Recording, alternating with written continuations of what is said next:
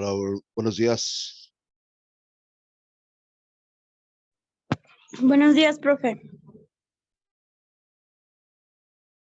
Ok, vamos a comenzar la clase.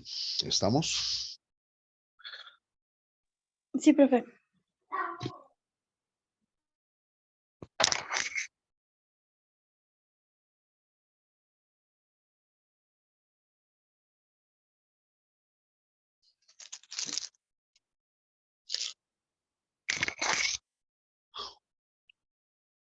Muchachos, el día de hoy me voy a permitir compartirles un material muy bueno. Lo vamos a escuchar. Me encantaría que lo analizaran y pusiéramos atención en ello, toda vez que ese material fue compartido por el juez Juan Quintero, noveno de lo mercantil. Y el tema es juicio mercantil. Si quieren hacer anotaciones, las que ustedes crean correspondiente o únicamente escucharlo. Y si tenemos oportunidad, vamos a compartir. De igual manera, muchachos, de igual manera, es importante que las dudas que ustedes vayan teniendo, con todo gusto las vamos disipando. En esta semana, si posteriormente me mandan material, se los comparto. Pero en esta semana tuve un seminario de derecho mercantil, donde los jueces, fueron 3 jueces que enmarcaban varios temas dentro del proceso mercantil que, que son tan importantes como llevar un juicio mercantil, cuáles son los elementos idóneos que se pueden interponer en un juicio mercantil. Uno de ellos, pues, es el amparo, que posterior a lo mejor van a tener esa materia, ¿sí? Pero a lo que voy es esto, de que ustedes sí o sí se tienen que preparar de una manera teórica y práctica para llevar a cabo un juicio mercantil, pero es bien necesario que nos sepamos los conceptos, que nos sepamos todo lo que conlleva. Ya tenemos en el entendido que el juicio mercantil tiene 2 vertientes, el escrito y el oral, ¿verdad? Ahorita ya estoy preparando Pues una vez más estamos aquí presentes, tenemos el honor de tener al doctor Quintero, titular del juzgado noveno de lo mercantil. Y bueno, pues es importante que hagamos nuestras preguntas. Espero que aprovechemos. ¿Sí escuchamos ahí? Eso se trata de aprender. Y Sí, bueno, profe, se escucha bien. Excelente, excelente.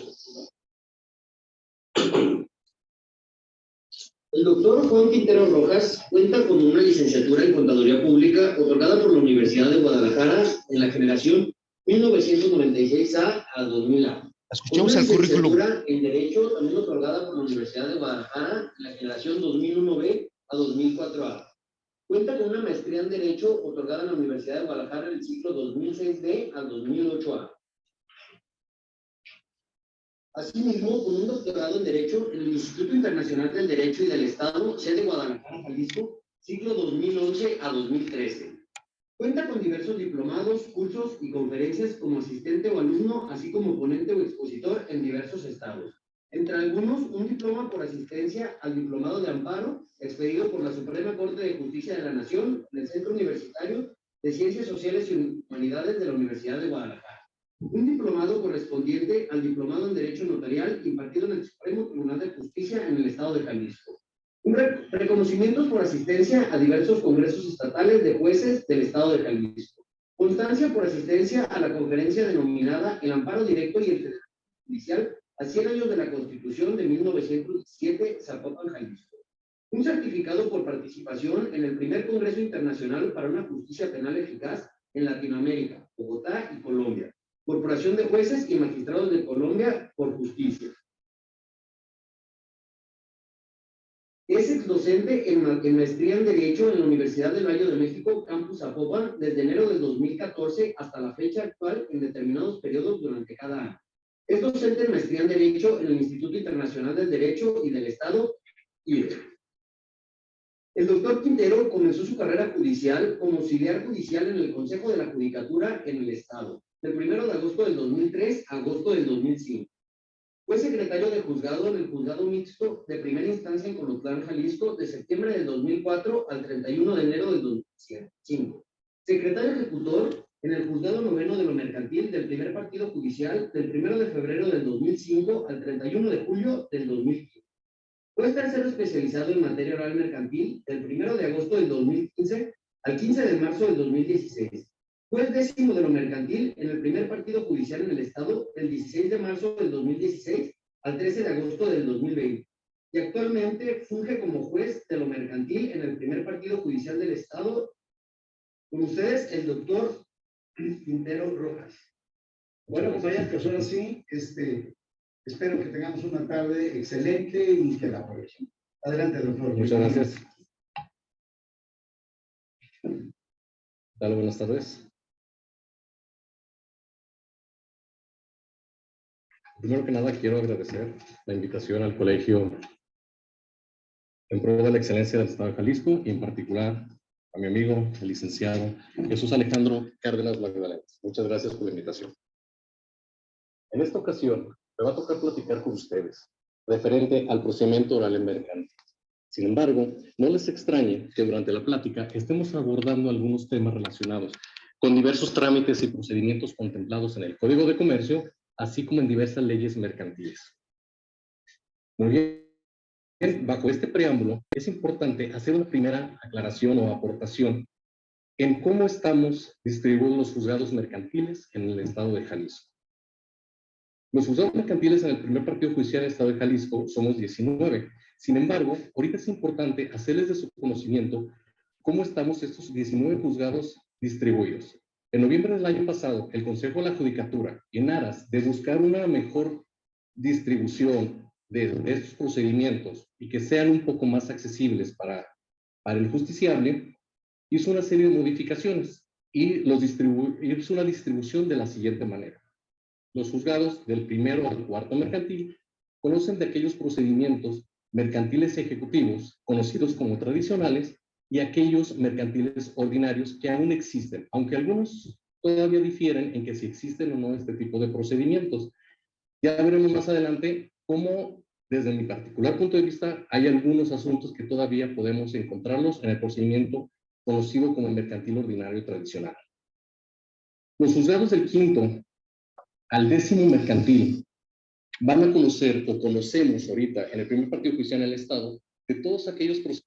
¿Sí se escucha, muchachos? Sí, profe, yo escucho todo bien. Excelente. Voy a estar así monitoreando porque, digo, para aquello que se pierda el audio, no quiero que ustedes se pierdan esta información. ¿Estamos? Va, profe, muchas gracias. Al contrario. Procedimientos contemplados en el Código de Comercio y diversas leyes mercantiles, sin limitación alguna. Entonces, aclaramos del 1 al 4 únicamente mercantiles ejecutivos y mercantiles ordinarios. Del 5 al 10 conocemos de todos los trámites mercantiles conocidos en el Código de Comercio y diversas leyes mercantiles. Y del juzgado 11º mercantil al 19º mercantil van a conocer única y exclusivamente de aquellos procedimientos contemplados o conocidos como juicios orales.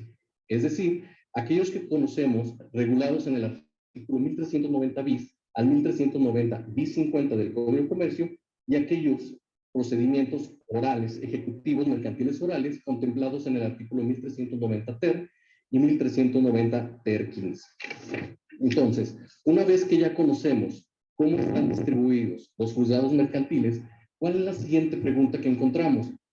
¿Dónde vamos a dirigir nuestra demanda? ¿Cuál va a ser el tipo de procedimiento que vamos a buscar? ¿Cuál va a ser la vía elegida? ¿Cuál es el juez competente para poder tramitar nuestros juicios mercantiles? Obviamente, antes de entrar en esta situación de dónde vamos a presentar nuestras demandas, Tenemos algunos precedentes legislativos que no están por demás mencionarlos, aunque sé que en cada plática que se tiene de procedimientos orales mercantiles se hace una referencia para ver dónde estamos situados. Como podemos recordar, el 18 de julio del año 2008 se implementaron los juicios orales. Sin embargo, estos fueron únicamente exclusivamente en materia penal. El 10 de septiembre del año 2009, como podemos recordar, fueron incluidos en el Código de Procedimientos Civiles del entonces Distrito Federal los juicios orales. Sin embargo, estos juicios eran exclusivos de la materia civil. Fue hasta el 27 de enero del año 2011 cuando se introduce en el Código de Comercio el capítulo denominado el juicio oral mercantil. Sin embargo, en los transitorios del 27 de enero del año 2012 se entró en vigor los procedimientos conocidos como orales mercantiles, estos que mencionamos que son del 1390 bis al 1390 bis 50. Uno de los transitorios, podemos recordar, nos hizo una referencia de que los tribunales a nivel nacional tenían como plazo máximo para implementar estos procedimientos orales mercantiles hasta a partir del día 1 de julio del año 2013. Era la fecha que teníamos como tope para que los juzgados mercantiles iniciáramos estos procedimientos mercantiles. Yo recuerdo en aquellos entonces, yo era secretario ejecutor en el juzgado noveno mercantil, del cual ahora está a mi encargo, ahora como titular. Fue uno de los 2 o 3 juzgados máximo que en aquel entonces en el estado de Jalisco implementamos la oralidad. ¿De qué manera lo llevábamos si no teníamos sala de juicios orales? Si no teníamos manera de grabar estas audiencias. Hay un artículo, ya lo veremos más adelante para no adelantarme tanto, que nos permite, para crear una fidelidad dentro de las audiencias, para crear fe de las audiencias, transmitirlas o tenerlas en algún medio electrónico, o nos dice, o cualquier otro, conocido incluso como los tradicionales, para efecto de crear certeza y poder reproducir estas audiencias. Entonces, ¿qué fue lo que se hizo por el titular de aquel entonces, junto con otro juzgado de los 10 que éramos en ese entonces? Se llevan a cabo las audiencias orales por cada etapa contemplada en el capítulo denominado del juicio oral, pero en la computadora como una audiencia tradicional. Ahí llevamos a cabo cada una de estas audiencias para efecto de que nosotros cumplir con estos requisitos de llevar a cabo estos procedimientos orales. Sin embargo, como les comento, fuimos pocos los que entramos en esa dinámica. Y no solo en el Estado, sino a nivel nacional. Incluso, ¿qué fue lo que tuvo que ocasionar?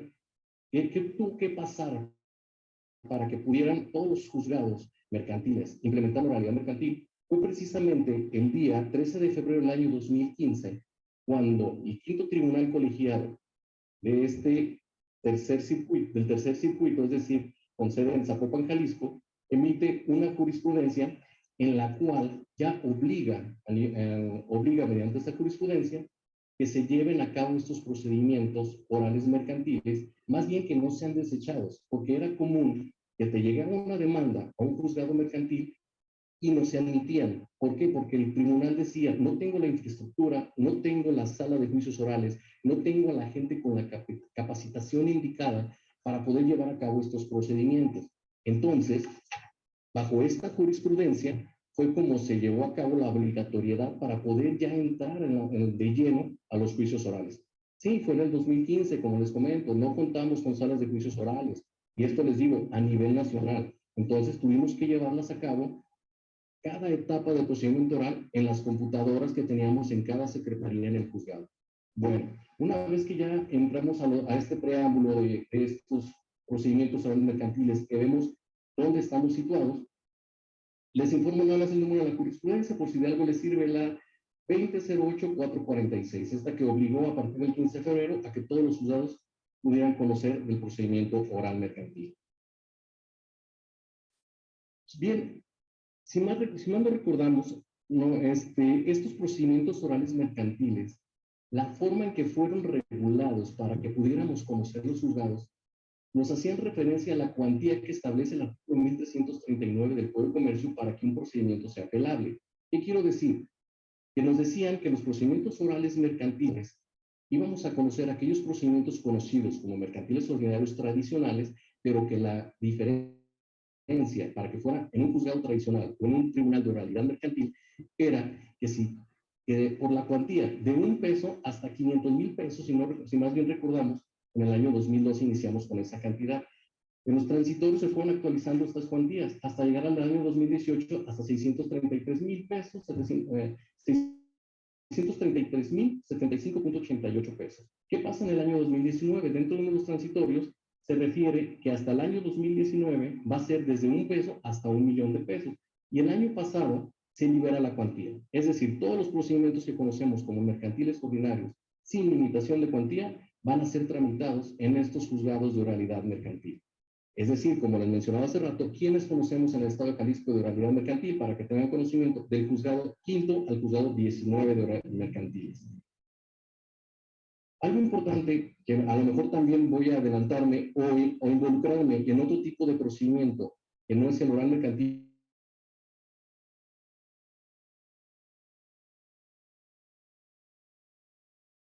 es el procedimiento ejecutivo mercantil. El año pasado fue cuando entra en vigor a partir del 27 de enero. Y nos decía que iba a ser desde la cuantía establecida en el artículo 1339 del Código de Comercio hasta 4 millones de pesos. Algo que nos llamó la atención en aquella ocasión, en estos transitos, más bien en este año, ese artículo nos dice que estas cuantías, nos habla en general, tienen que ser actualizadas año con año. Sin embargo, nuestra sorpresa en este año 2021 fue que sí, la cuantía del artículo 1339 sí fue actualizada, quedando ahorita en 705,379.03 pesos. Pero los 4 millones sigue topado para estos procedimientos ejecutivos mercantiles orales. Es decir, estos 4 millones no se actualizaron. No sabemos por qué, ya veremos si el siguiente año hay alguna actualización en este sentido. Entonces, aquí sí muchos, en algunas clases que imparto, es donde me preguntan, a ver, pero es que ya me confundí, entonces, ¿cuáles son mercantiles ordinarios? ¿Cuáles son ejecutivos mercantiles orales? ¿Cuáles son orales mercantiles? ¿Cuáles vamos a conocer mercantil ejecutivo? Vamos a ir, por eso les decía en un inicio, que no les extrañe que estemos involucrando cuestiones de otros procedimientos. El procedimiento ejecutivo oral mercantil nos tiene un espacio dentro de la cuantía hasta este momento. Es decir, desde la cuantía establecida en 1339, antes mencionada, hasta 4 millones de pesos. Entonces, juzgados tradicionales, con procedimientos mercantiles ejecutivos tradicionales, se van a conocer desde $1 hasta 705,379.02 centavos. De ahí hasta 4 millones se van a la oralidad. Y de 4 millones, 1 centavo en adelante, hasta el infinito, la cuantía que se les ocurra, van a regresar o siguen conociendo los juzgados en los procedimientos conocidos como tradicionales mercantiles ejecutivos. Espero no haya alguna confusión con esto de la cuantía, sino seguiremos haciendo algunas aclaraciones o algunas precisiones para que quede totalmente claro. Ahora, estos procedimientos ejecutivos mercantiles ordinarios, únicamente a manera de acotación, como recordemos, el artículo 1391 nos dice en qué casos tiene lugar el procedimiento mercantil ejecutivo. Y nos dice que con todos aquellos documentos que traigan aparejada ejecución, nos señala una serie de numerales, de fracciones, en donde los que más vamos a conocer en procedimiento ejecutivo mercantil oral, los más comunes que vemos es los títulos de crédito, algunas confesiones judiciales en donde encontramos una deuda cierta, líquida y exigible. Eso los encontramos, por ejemplo, la fracción 4 nos habla del título de crédito. Confesión lo marca en algunas fracciones. Sin embargo, hay una fracción novena del artículo 1191 del Código de Comercio que dice los demás documentos que por disposición de la ley tienen el carácter de ejecutivos. ¿Y por qué lo menciono esto? ¿Por qué? Porque en los procedimientos ejecutivos mercantiles orales, insisto, lo que más común es, los procedimientos que más tenemos de estas características son títulos de crédito, llámese pagaré, llámese cheque, confesiones judiciales, que hay algunas personas son escasas, en donde se reconoce una deuda cierta, líquida y exigible, y sobre todo las operaciones de los bancos, aquellas contempladas o reguladas por el artículo 68 de la Ley de Instituciones de Crédito, que nos mencionan los contratos o pólizas en los que se hagan constar los créditos de las instituciones bancarias, junto con el estado de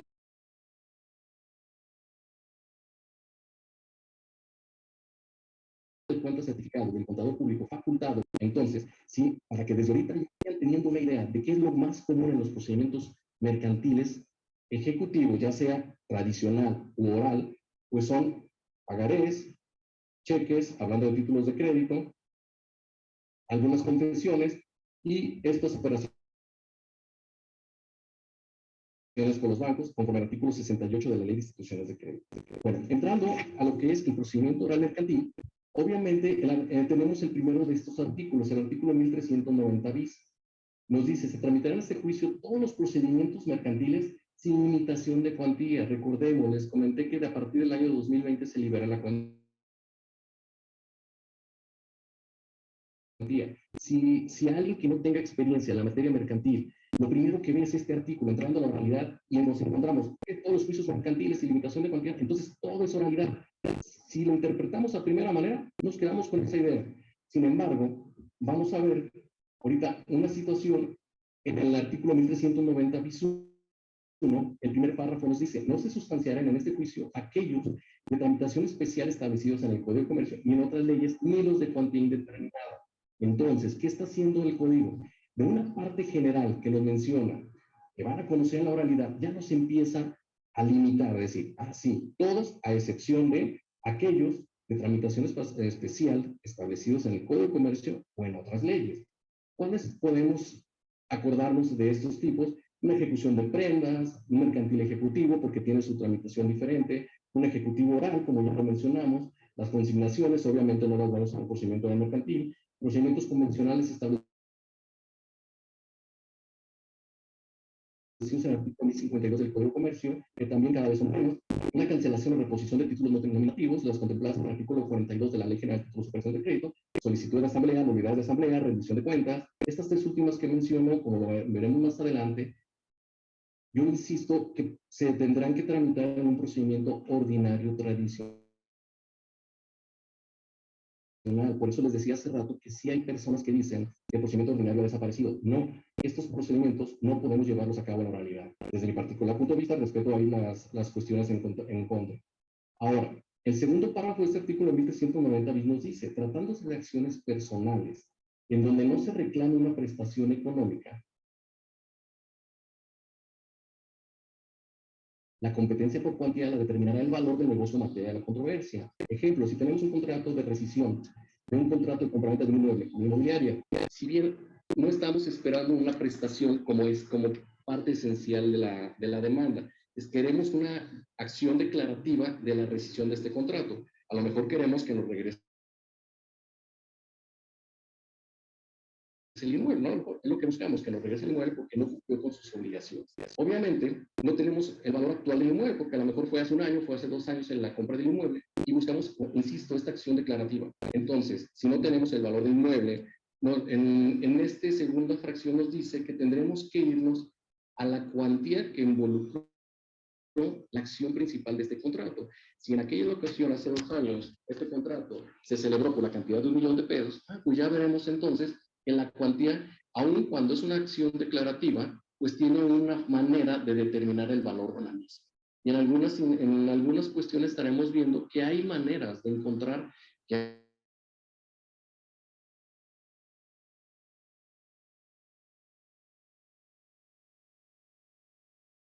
aun cuando son asuntos de cuantía indeterminada, buscar si podemos encontrar esta acción, si podemos implementar algún valor a la demanda. Incluso esta cuestión del valor de la demanda es un punto fundamental porque es dentro de los requisitos que nos marca el artículo 1390 bis 11 del Código de Comercio, como lo veremos más adelante, que son los requisitos que debe llevar la demanda. Bueno, continuando,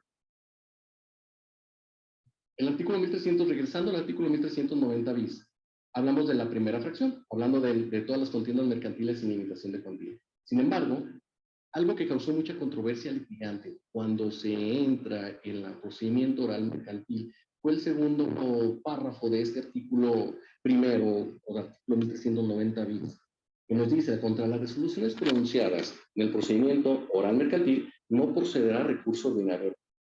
Todavía recuerdo en las primeras audiencias había litigantes que solicitaban el uso de la voz y una vez que se les concedía decía, señor juez, quiero interponer un recurso de revocación de manera oral en contra de lo que usted acaba de determinar. Obviamente, nosotros con fundamento en este artículo 1390 bis, le hacíamos del conocimiento que no podíamos admitir el recurso. Solicitaba de nuevo el uso de la voz y nos decía, discúlpame, pero conforme al artículo 25 de la Convención Americana sobre los Derechos Humanos, todo mundo tenemos derecho, todo individuo tenemos derecho a un recurso sencillo y eficaz contra tus resoluciones. Sí, tenían toda la razón. Hubo un tiempo que cuando la invocaban entrábamos a la revocación. Sin embargo, en el año 2016, el 7 de octubre precisamente, salió publicado un criterio de los tribunales colegiados donde dice: el juicio moral mercantil, el artículo 1390 bis del Código de Comercio, al prever que contra las resoluciones dictadas en un procedimiento oral mercantil no cabe un recurso ordinario, nos dice: no vulnera el derecho a un medio de defensa judicial efectivo. ¿Qué nos quiere decir? ¿O por qué nos decía esto? ¿O por qué nos dice este criterio eso? Porque nos dice que el justiciable tiene todavía el acceso al juicio de amparo. Entonces, que por eso no se le vulneran estas garantías de un recurso adecuado. Sin embargo, este mismo artículo 1390 bis no es para que nos preocupemos totalmente de que no hay recursos ordinarios. ¿Por qué? Porque la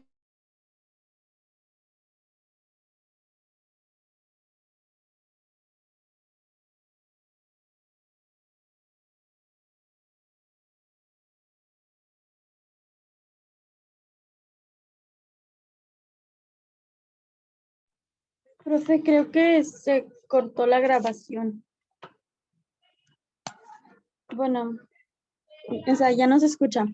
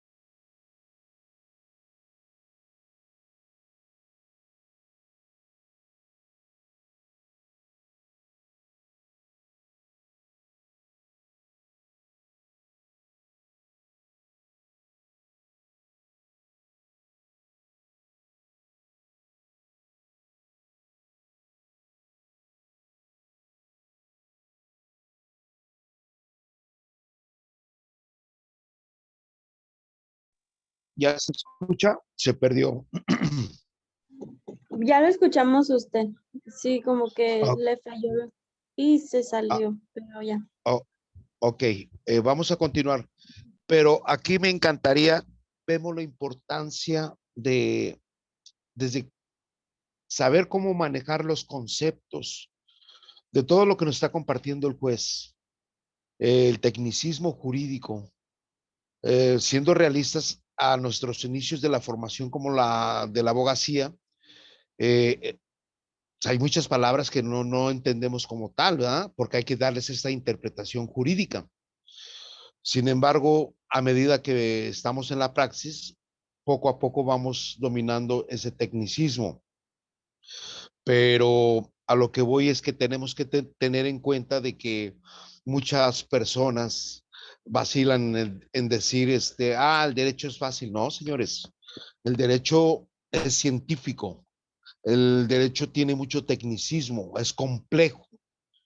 Entonces, si desde sus conceptos no estamos así como familiarizados o no nos vamos familiarizando, de repente nos cuesta trabajo entenderlo, porque aquí el juez nos comparte de la cuantía, nos comparte de jurisprudencia, nos comparte de promociones, y a primera instancia, cuando estamos iniciando la formación, ah, no sé de qué me estás hablando, qué es una cuantía, qué es una promoción, qué es un procedimiento ordinario, qué es un procedimiento sumario, por qué uno, por qué el otro, a ver, por qué si estamos hablando de derecho mercantil, me estás mencionando el código de comercio, qué tiene que ver, y son detallitos que poco a poco los vamos a ir entendiendo.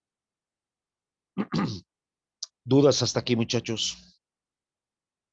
Sí, bueno, personalmente lo que me llamó la atención y de hecho sí anoté como de que a investigar eso, era lo de el juicio ordinario y el sumario.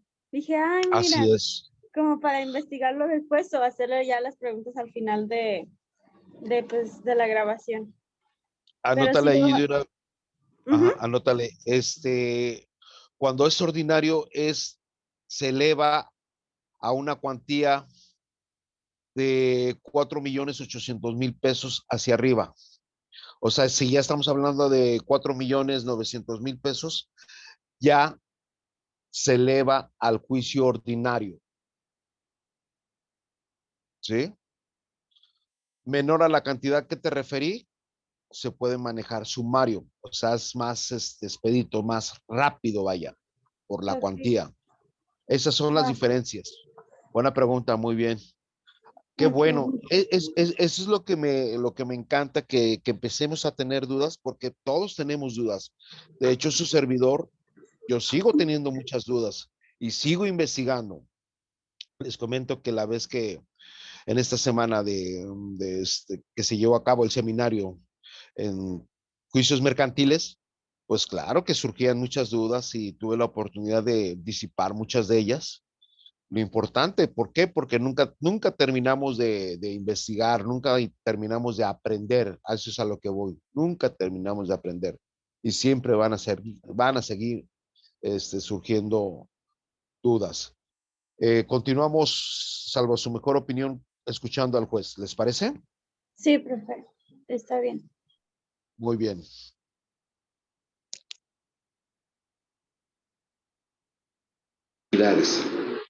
Lo hemos platicado algunos compañeros y pues a lo mejor es una manera de disfrazar el recurso, porque con si encontramos una irregularidad en el procedimiento, pues, y nos lo hace saber bajo este tercer párrafo la parte, pues indudablemente vamos a entrar a regularizar el procedimiento. Incluso la fracción cuarta nos dice, asimismo, el juez podrá ordenar que se subsane toda omisión que notara en la substanciación del procedimiento para el efecto de regularizarlo. Entonces, si bien es cierto, no hay un recurso ordinario que puedan hacer valer las partes, pueden solicitar que se regularice el procedimiento si notaren alguna omisión o alguna irregularidad.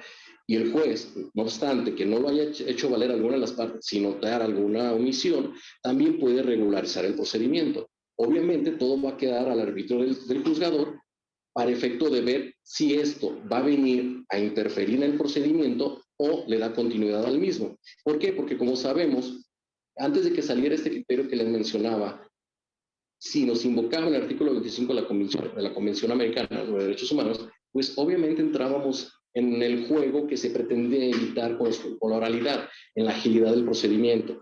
Y algunos abogados, como sabemos, pues eran parte de las estrategias a efecto de poder ir dilatando el procedimiento. Caso contrario, que vamos a encontrar y que vamos a darnos cuenta del procedimiento oral, ¿qué es lo que buscó el legislador? Procedimientos más rápidos, más ágiles. En estos procedimientos orales, como se van a notar, los van a dar cuenta, una vez que está integrado, podemos incluso terminar el asunto en 10 días hábiles. ¿Cómo en 10 días hábiles? Ya lo vamos a ver por qué. Insisto, una vez integrado el procedimiento. ¿Por qué? Porque nosotros escuchamos que es procedimiento oral mercantil, sin embargo, como ya lo hemos escuchado en reiteradas ocasiones, no estamos ante un procedimiento 100% oral. Tenemos una etapa postulatoria que es escrita, como vamos a ver ahorita. Tenemos un escrito de inicial de demanda que es por escrito, la contestación que es por escrito, la reconvención que es por escrito, el desahogo de la vista, de la contestación. En esa parte donde el juez nos está compartiendo esta notoria importancia del por qué no estamos abocados al 100% a la oralidad. Ya no lo mencionó.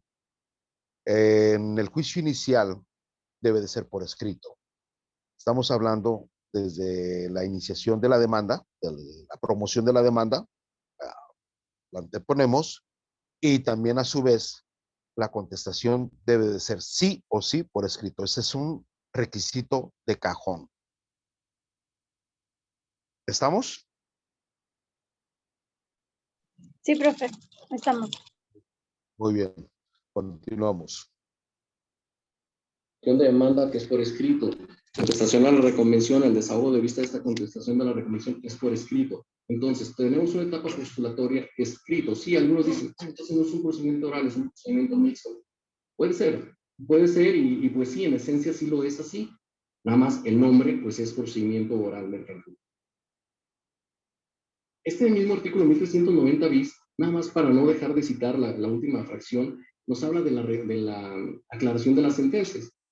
Afortunadamente, hace pocos años hubo por ahí unas reformas, porque anteriormente la regularización, la aclaración de sentencias únicamente cabía en contra de las sentencias definitivas. Ya con estas reformas que hubo, ya ahora también las sentencias interlocutorias son objeto de alguna aclaración. Y esto, les digo, es algo que en todos los procedimientos nos ha venido a beneficiar, sobre todo al justiciable, para que si hay alguna cláusula ambigua se pueda subsanar con esta aclaración, como ya lo veremos más adelante. Bueno, habíamos hablado del artículo 1191, comentamos que no se sustancial en este procedimiento, que es de tramitación especial, que ya citamos. Sin embargo, el tercer párrafo de este artículo nos menciona algo que también ha causado controversia en la actualidad. Dice, los medios preparatorios a juicio y las providencias preparatorias se tramitarán en términos de parte general del Código. ¿Por qué les comento que causó controversia eso? Porque esto apenas tiene algunos años y estos medios preparatorios. Anteriormente, se presentaban unos medios preparatorios en un procedimiento oral, un juzgado de oralidad mercantil, y no se emitían. Porque decían, no, es que yo no puedo conocer más que de los procedimientos que me establece el artículo 1190 bis, y estos no son de los que vienen ahí. Entonces, ya afortunadamente en una reforma, se incorpora esta situación y ya los medios preparatorios o las providencias preparatorias ya se tramitan en cualquier procedimiento mercantil. Y el más característico en la parte general del Código Comercial encontramos en el 1168, el tan controvertido 1168 del Código Comercio, que nos dice, en los juicios mercantiles únicamente podrán dictarse las medidas cautelares o providencias previstas en este código y que son las siguientes. En esencia nos habla de la retención de personas o de la erradicación de personas y de la retención de bienes. Aquí, por favor, también para que lo anoten ahí como tema de investigación para ustedes. ¿Qué son las medidas cautelares en materia mercantil? Porque se creía que únicamente había medidas cautelares en materia penal. Ya escuchamos al juez que también en materia mercantil hay medidas cautelares. Sí, pero ¿qué son las medidas cautelares? Es un tema de investigación que ustedes se van a hacer el favor de investigar para su conocimiento. ¿Estamos? Va, me imagino que van por el lado así como de congelar el uso de las tarjetas y las cuentas y demás, me imagino. Licenciada, muy bien, asertivamente, por ahí va exactamente.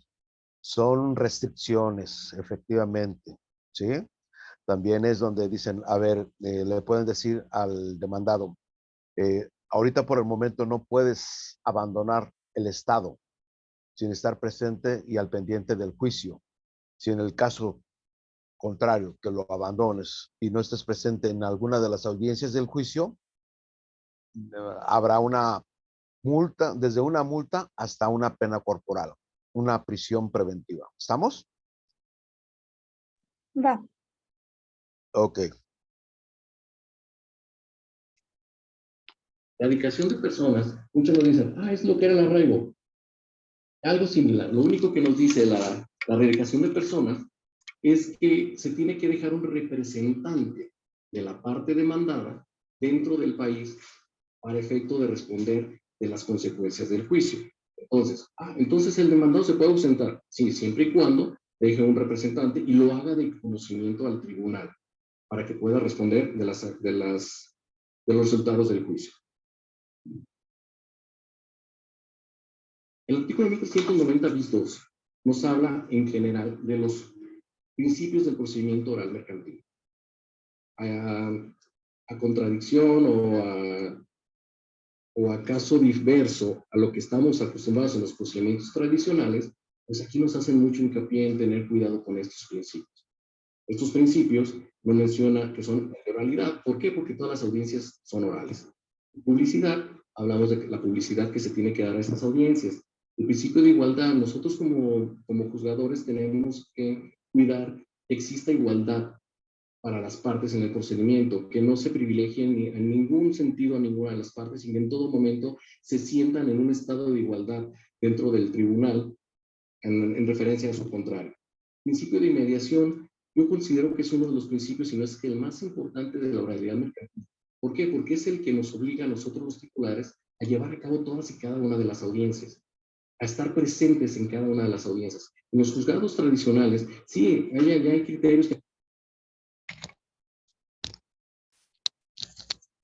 Aquí como consecuencia, algo importante que surgió en la fusión, no completa, pero sí parte de estos juicios de tradicional al oral, es que anteriormente en las audiencias, en cualquiera de ellas, en cualquiera de las etapas, era muy, pero muy raro que las desahogara el juez o que estuviera presente el juez. Quien comúnmente desahogaba estas audiencias eran los secretarios.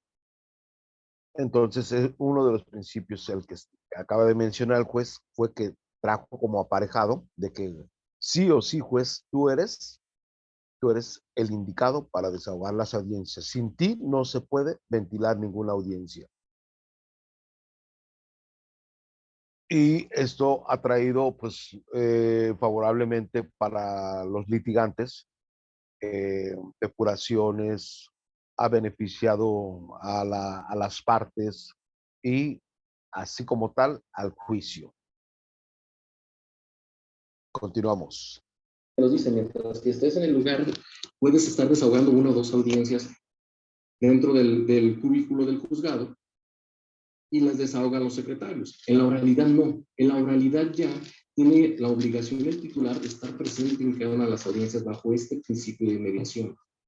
Y como les comento, para mí, desde mi particular punto de vista, es uno de los más importantes porque nos permite estar cercanos a las partes, a estas personas que realmente resienten el problema jurídico. El litigante, pues, es un asunto más, pero sus clientes de estos litigantes son las personas que realmente están resintiendo la impartición de justicia. Y esto obviamente ha traído mayor transparencia en los procedimientos, porque hasta para el mismo cliente de los litigantes, ellos se dan cuenta por qué pierden, por qué ganan el juicio. ¿Por qué? Porque lo escuchan de viva voz del titular, porque están presentes delante de él y ellos escuchan en todo momento, incluso hasta errores del litigante dentro del procedimiento, es decir, es que no ofertaste esta prueba adecuadamente. Entonces, en el momento de que sale la parte de la audiencia, pues ya se dio cuenta por qué perdió, por qué ganó. Entonces, aquí ya no pueden a lo mejor decirle, es que sabes que a lo mejor el juez quiso favorecer a una u otra parte. Pues no. Aquí el particular ya se dio cuenta realmente por qué perdió. Otro de los principios es el de contradicción. Ahora, ese derecho de réplica que se le va a dar a las partes, para que si en alguna ocasión, alguna intervención de alguna de las partes, su contraria pueda hacer uso de la voz con este derecho de réplica. Hay ocasiones que se ha usado mucho de este principio, nada más hay que tener cuidado. Si mal no recuerdo, una audiencia pericial en alguna ocasión, como ya lo veremos más adelante, se puede interrogar al perito. Entonces, cuando una de las partes estaba interrogando al perito, la contraria, en cada una de las preguntas, estaba haciendo uso de su derecho de contradicción. Entonces, estaba solicitando el uso de la voz para el efecto de estar dando sus argumentos referente a los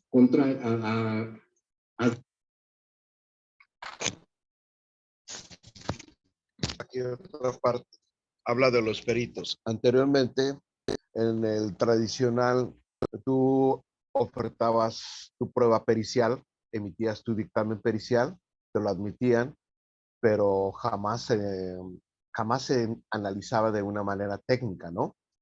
Era muy raro que se cuestionara sobre el dictamen pericial.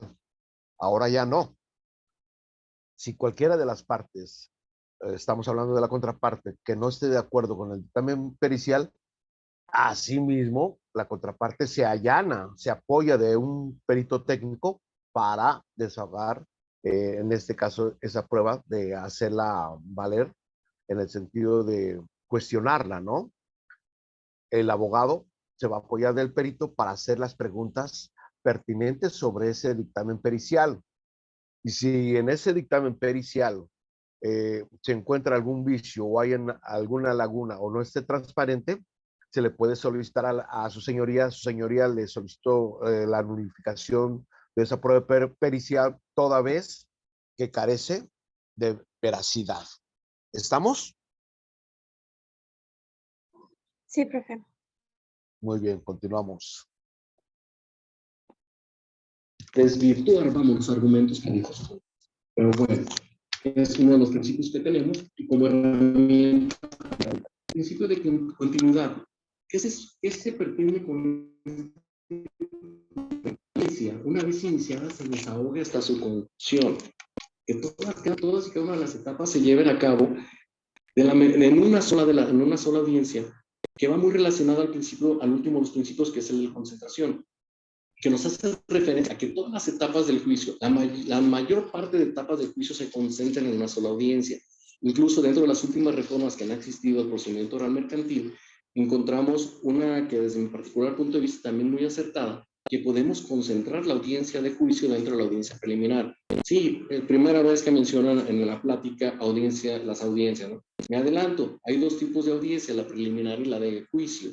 La de juicio, como lo vamos a ver más adelante, se puede concentrar en la audiencia preliminar. Por eso les hacía referencia hace rato, que bien el procedimiento puede terminar una vez que ya se desahogaron las vistas, que ya se terminó la etapa postulatoria, se puede terminar dentro de los 10 días posteriores a que se dictó este auto, como lo vamos a ver ya más adelante. Bueno, se me hizo importante hacerles el conocimiento de estos principios de oralidad para que tengan el conocimiento que se tienen que respetar en todo momento, que nosotros como titulares de los juzgados estamos obligados a la observancia obligatoria de cada uno de estos principios.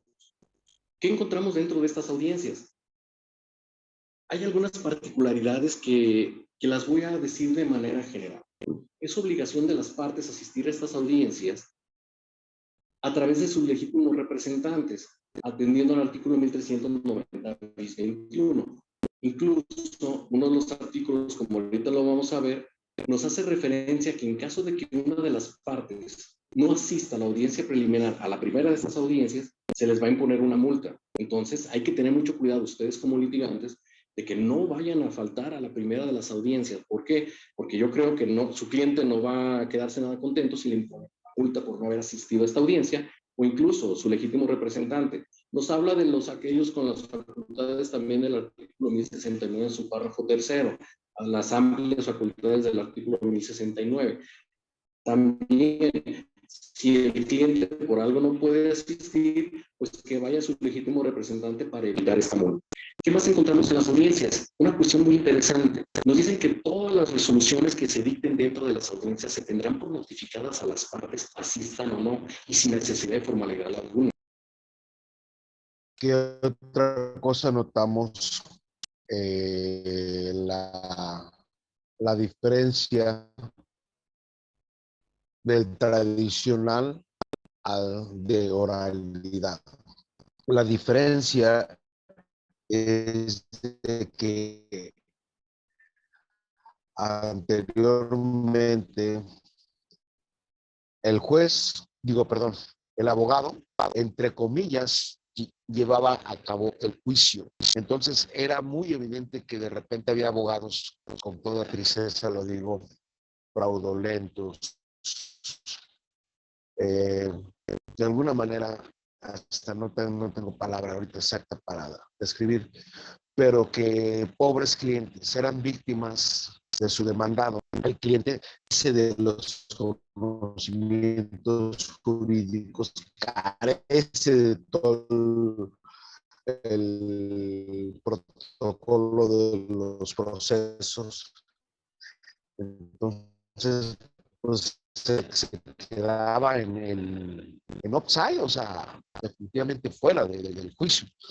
Y ya posteriormente en engaños, el abogado, pues, o sea, es que perdimos o esto, o sea, él echaba una serie de mentiras haciéndole saber a su cliente que no fue por él. Sin embargo, él hacía sí o sí, tienen que estar presentes.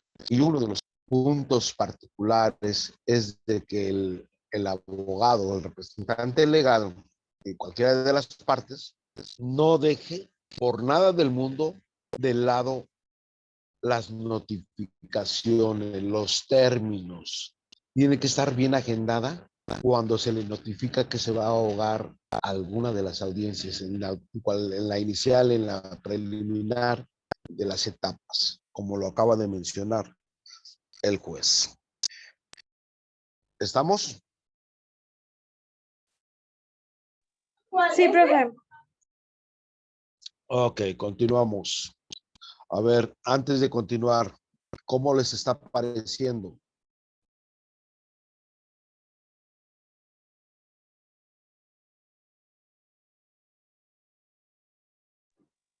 Perdón, profe, ¿puedes repetir la pregunta?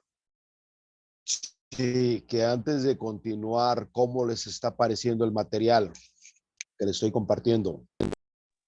Está bien, se me hace, bueno, a mí se me hace interesante. Yo pensé que literal íbamos a ver como que un juicio o escucharlo en sí. Eso también estaría muy interesante que lo tuviésemos. No sé qué opine Alma.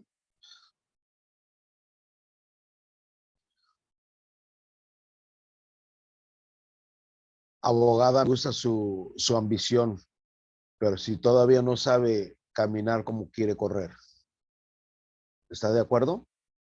Sí, profe. Entonces, tranquila, poco a poco se va formando. Primero, fíjese bien lo que le voy a decir, abogada. Es lo que les comento a muchos abogados que se están formando. A ver, tranquilo, no se desesperen. Aquí lo importante es que primeramente me sepas bien de pe a pa la A para después continuar con la B y luego con la C. Y así en su momento tú ya tengas todo el conocimiento de todo el abecedario. ¿Por qué quieres saber de la H cuando ni tienes noción de la A? Es como algo irónico.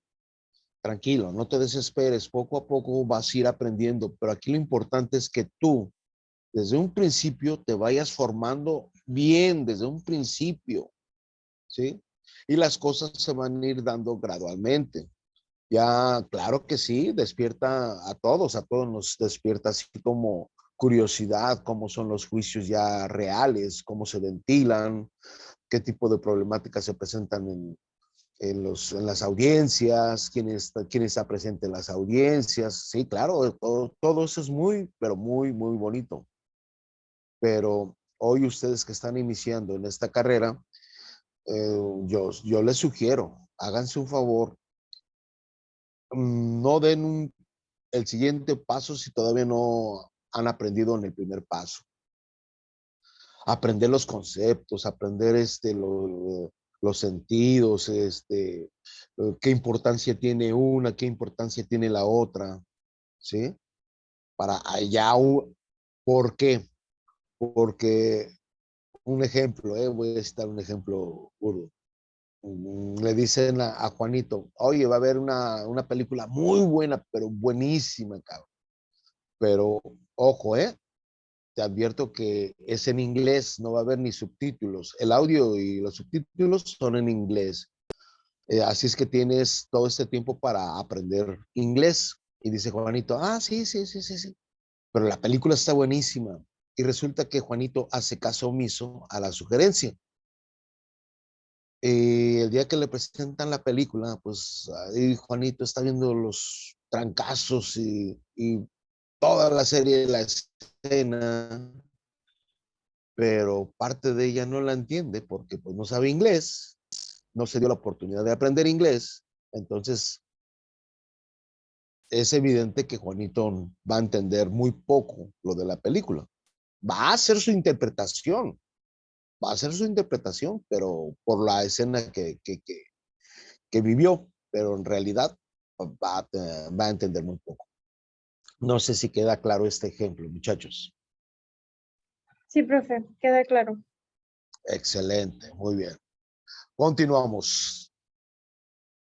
Sin necesidad de formalidad alguna. Hay que tener mucho cuidado con esto. ¿Por qué? Porque en ocasiones las partes desconocían estas cuestiones y decían, yo no asistí a tal audiencia, ya veré cuándo se publica para ver cuándo me empieza a correr el término por si hay alguna cuestión que tenga que atacar o manejarla como concepto de violación en el amparo o alguna cuestión. Pues no, aquí todas las cuestiones inherentes a la audiencia se tienen por notificadas en esta misma audiencia. Obviamente, bajo el principio de publicidad, otra de las generalidades es que son audiencias públicas, Todas las audiencias bajo el principio de mediación, ya lo comenté y lo reitero, tendrán que ser presididas por el juez. El titular, obviamente, al ser presididas por este. Aquí, muchachos, aquí. Dice, todas las audiencias son públicas. ¿Qué me está diciendo el juez? Vente, estudiante de derecho, vente, interesado. ¿Quieres aprender? Vente. Obviamente cumple con los requisitos de llevar de tu respectiva identificación. No hay necesidad, muchachos, no hay necesidad de a veces de decirle al maestro, oye, ¿me llevas a una audiencia? No, ustedes, en materia penal, en materia civil, en materia mercantil. Claro, de repente el personal ahí son como muy quisquillosos, se dan su importancia, ¿no? Creen que están llevando a cabo, wow, ¿no? Que te ponen un poquito de peros. Pero a medida que tú te vas familiarizando, es cuando vas teniendo la oportunidad de vivir este tipo de experiencias, ¿sí? Porque me está diciendo, si tú vas con la persona esa, oye, perdón, las audiencias son públicas, aquí me estás coartando un derecho tú a mí. ¿Me vas a permitir el acceso, sí o no? Porque si no anuncias de que en esta audiencia es especial, por sigilo, por alguno de los protocolos dentro de la ley orgánica del Poder Judicial, totalmente de acuerdo, donde ahí sí son a puerta cerrada, porque así lo permite la ley orgánica del Poder Judicial, que en aquellas donde se expongan a cualquiera de las partes, por ello son a puerta cerrada. Pero mientras tanto son públicas, así es que, por favor, te pido a ti, policía procesal, o te pido a ti, autoridad, que me permitas el acceso. Con esa seguridad, ustedes van y claro que les van a permitir entrar.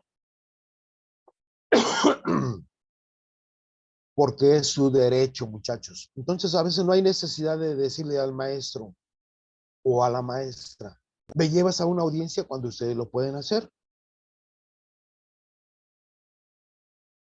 Yo les recomiendo, yo cuando en mis inicios yo me asomaba y me bateaban y hace para allá, muchachito, estudiante, vive todas esas experiencias, pero ¿qué crees? Que aprendes muchísimo. Aprendes muchísimo porque, claro, están los miedos. A mí me da miedo, y eso que era polaco, me daba miedo estar ahí con el Ministerio Público, no se diga con el juez, yo los veía así, no, son la Santa Inquisición, ¿no? Y poco a poco te vas familiarizando y vas viendo, este es un Ministerio Público Federal, este es un Ministerio Público común, este juez es local, este juez es federal. Y ahí es donde te vas enriqueciendo. Por eso es de que aquí es muy importante que ustedes sean ambiciosos en el conocimiento, hagan ese hábito, ambiciosos en el conocimiento. ¿Para qué esperarse a que egresen y a lo mejor hasta que se titulen en vivir este tipo de experiencias? Porque ya perdiste muchísimo tiempo cuando desde ahorita puedes asomarte a las audiencias. Ya lo dijo el juez, son públicas, son principios de legalidad, están inmersas dentro de la Constitución estos principios en cualquiera de las ramas del derecho. Es un derecho del ciudadano. Si no lo sabes hacer valer, bueno, ahí es otra cosa. Hay que hacer valer nuestros derechos. ¿Estamos? Sí, profe. Ok, continuamos. Ordenar la práctica de las pruebas. Vamos a dirigir el debate. Vamos a exigir el cumplimiento de las formalidades correspondientes dentro de la audiencia.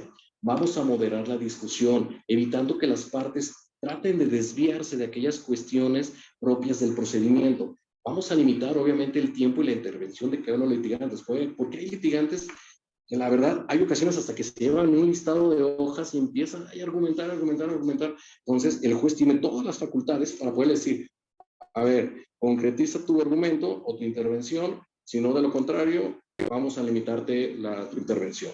Vamos a contar con más amplias facultades disciplinares para mantener el orden en las audiencias.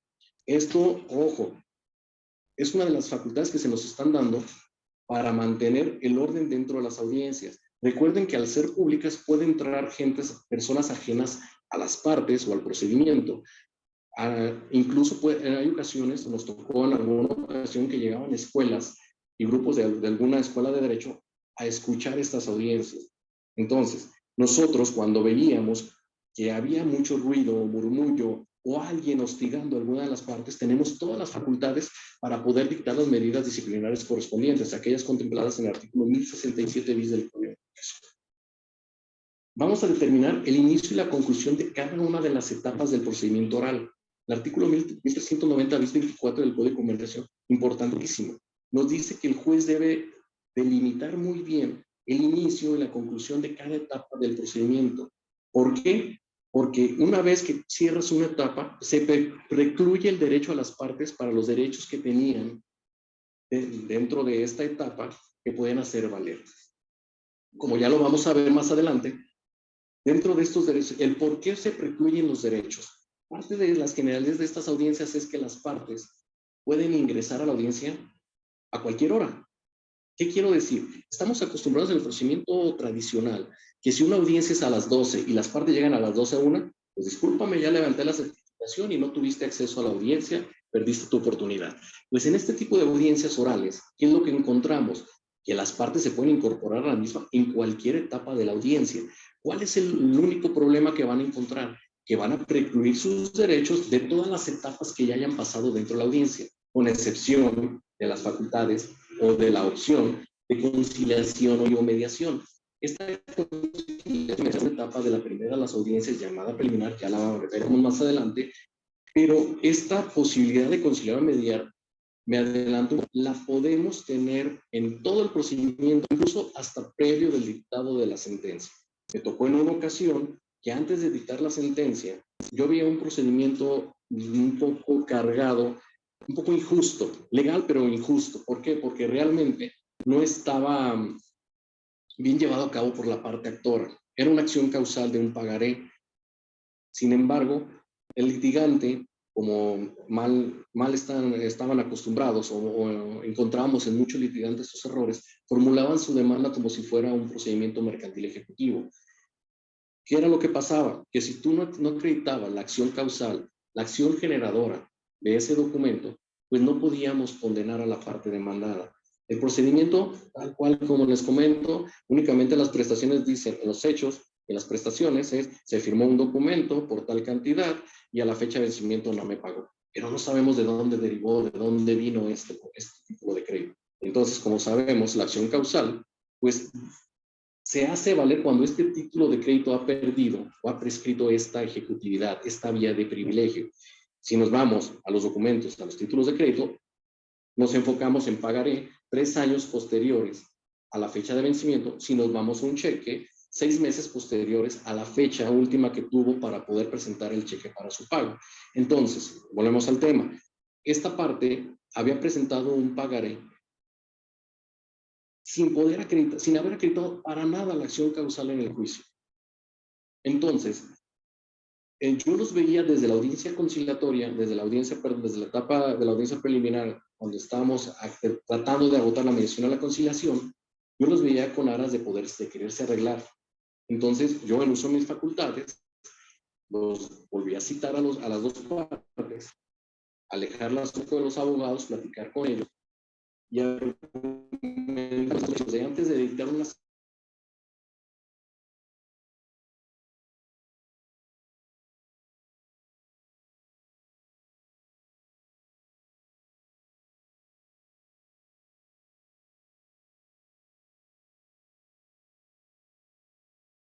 sesión de un procedimiento que indudablemente iba a ganar la parte demandada. Afortunadamente, sin hacer mucho, llegaron a una conciliación, a un acuerdo, el juicio se terminó ahí sin la necesidad de dictar una sentencia, que desde mi particular punto de vista iba a ser una sentencia injusta. Legal, sí, pero injusta.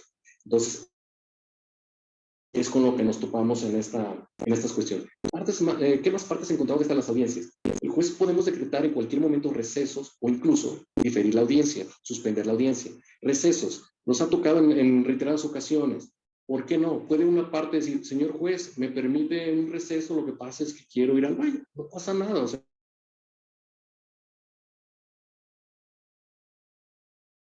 somos seres humanos y puede ser que alguna luz o hasta personal del juzgado, el secretario, hasta uno, en este momento decreto un receso por 5 minutos y nos vemos aquí a tal hora. Una ocasión me tocó un receso porque uno de los litigantes hizo valer una jurisprudencia que había salido un día anterior. Dentro de sus argumentos había hecho valer la jurisprudencia. Entonces, obviamente, no somos dueños de la razón y no estamos obligados a saber todo, ¿no? Entonces, esta jurisprudencia me llamó la atención, declaré un receso. Me permiten, en 15 minutos regresamos, me retiro de la audiencia, me meto a la computadora, empiezo a ver, efectivamente, se había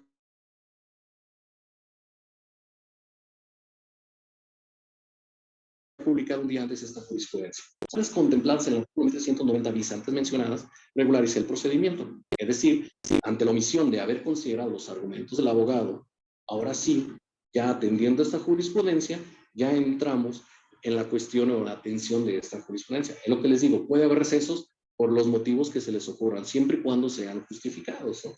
Bueno, ahora sí que vamos no cayendo en unas cuestiones ya así lógicas, ¿no? O sea, entonces, cuando una audiencia no logre concluirse el mismo día, se puede diferir la misma.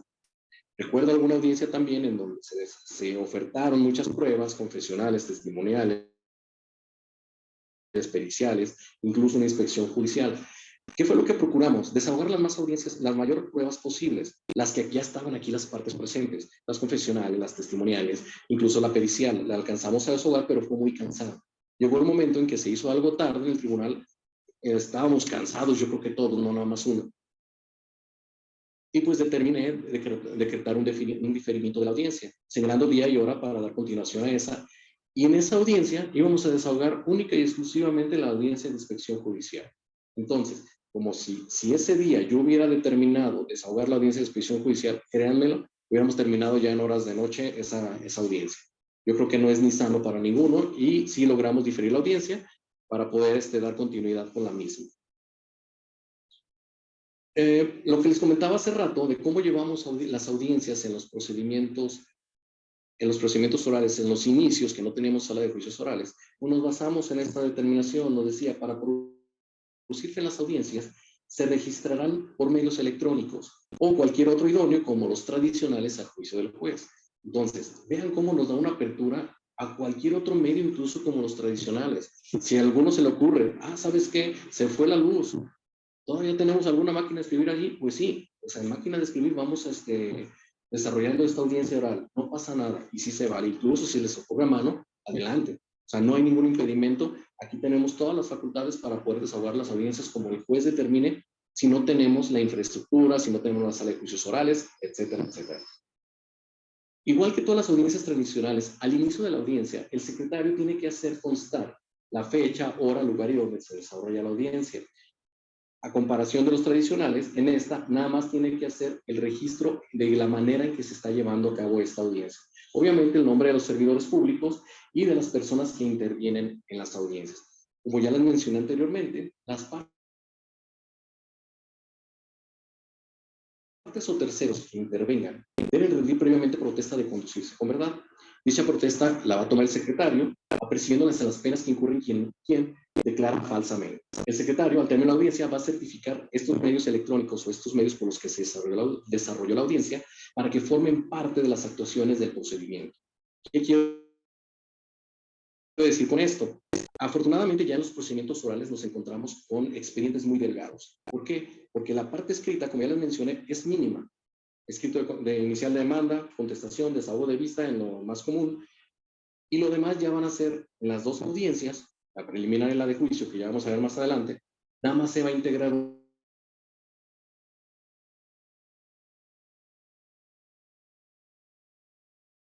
acta. ¿Qué va a contener esta acta? Una relevancia de los expedientes, lo delgado que pueden llegar a ser, comparados con los tradicionales. Ahí en el juzgado aún tenemos procedimientos, que cuando yo era secretario ahí, y estamos hablando de expedientes que ya se han formado hasta 6, 7, 8 tomos, ¿para qué les cuento, no? Pero tenemos un mundo de expedientes llenos de papel ahí en que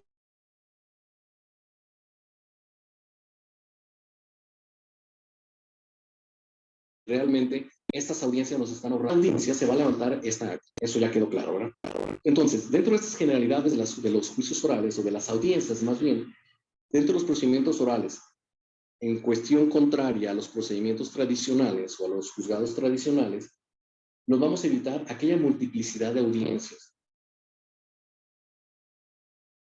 Como ya lo mencionamos, en este procedimiento de la parte general, lo común es que haya estas dos audiencias, la preliminar y la audiencia de juicio. Podemos hacer la concentración de la audiencia de juicio y la preliminar, como ya lo mencionamos. Pues muy bien, muchachos, el tiempo nos alcanzó. Hasta aquí le vamos a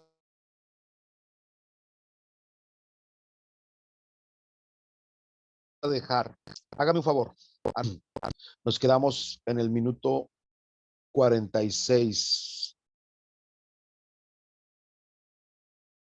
No, minuto 47, por favor. Minuto 47 para que hagan refresco de memoria a su servidor el día que les pregunte. ¿Dónde nos quedamos? Ya, en el minuto 47. Ok.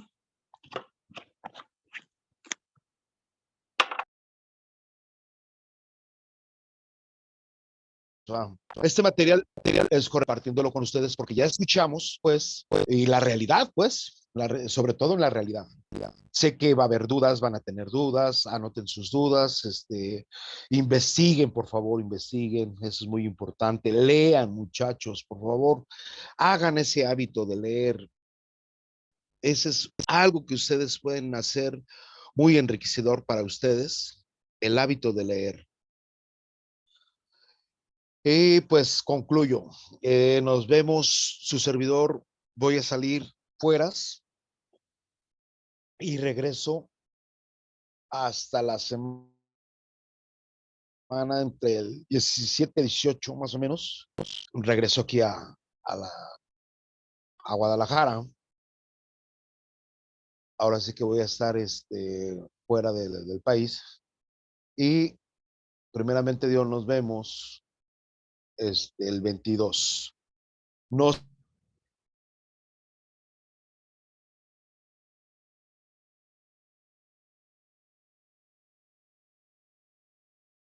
sé cómo tengan agendados ustedes, me imagino, Aarón, alguien que me oriente, ¿cómo van a tener vacaciones? ¿Cuántos días, cuántas semanas les van a dar de vacaciones? Normalmente se nos da una semana de vacaciones, pero igual Ajá. lo checo y lo pregunto y le hago llegar la información.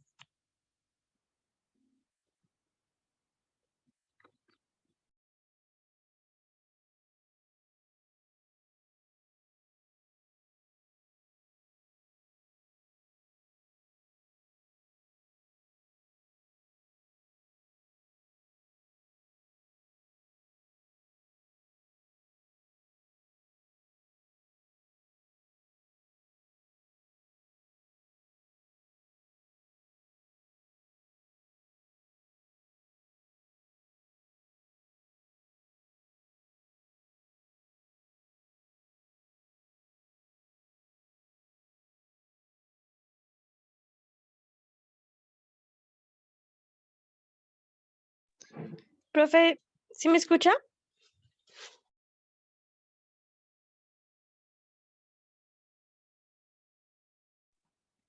Bueno, creo que ya se retiró. Igual ahorita iniciamos sesión en la próxima clase.